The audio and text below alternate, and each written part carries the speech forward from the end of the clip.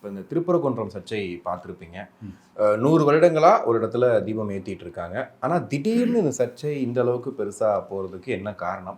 நீதிமன்ற உத்தரவை மீறி ஏன் தீபம் ஏற்றுனீங்கன்னு சொல்லிட்டு நேற்று கலவரத்தை தாண்டி 144 போகிற அளவுக்கு ஆகிப்போச்சு. இப்போ முதல்ல இந்தியாவுக்குன்னு தனிப்பட்ட மதம் கிடையாது. இப்போ இந்தியா இந்து தேசம் அப்படின்ற ஒரு பிம்பத்தை கட்டமைக்கிறது யார் அப்படின்னா பாஜக, RSS, இந்துத்துவ சக்திகள். இவர்களோட மிக நாள் பெரிய அஜந்தா, வெகு நாட்களாக இவங்களோட பெரிய அஜந்தா அந்த கோவிலை கைப்பற்றணும். ஏன்னா இது 100 ஆண்டுகளாக நடந்துட்டு இருக்க வழக்கு. நீங்கள் பொதுவெளியும் கேள்விப்பட்டிருப்பீங்க. 100 ஆண்டுகளாக அங்கே ஒரு தர்கா இருக்கு.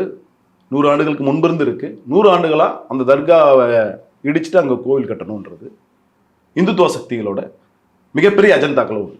இப்போ என்ன பண்ணுறாங்க, கொஞ்ச நாளைக்கு முன்னாடி H. ராஜா சொல்லியிருந்தார், அயோத்தியில் நடந்த மாதிரி திருப்பரங்குன்றத்தில் நடக்கணும்னு சொன்னார். நடக்கணும்.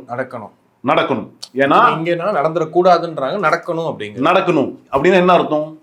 அங்கே என்ன மாதிரி அசம்பாவிதங்கள் மதக்கலவரங்கள் நடந்ததோ அதே போல ஒரு அசம்பாவிதத்தையும் மதக்கலவரத்தையும் அதாவது எப்படி ஸ்டார்ட் பண்ண வைக்கிற விதமா, தூண்டி விடுற விதமா இந்த வேலையை அவர் முன்னாடி ஆரம்பிச்சார்.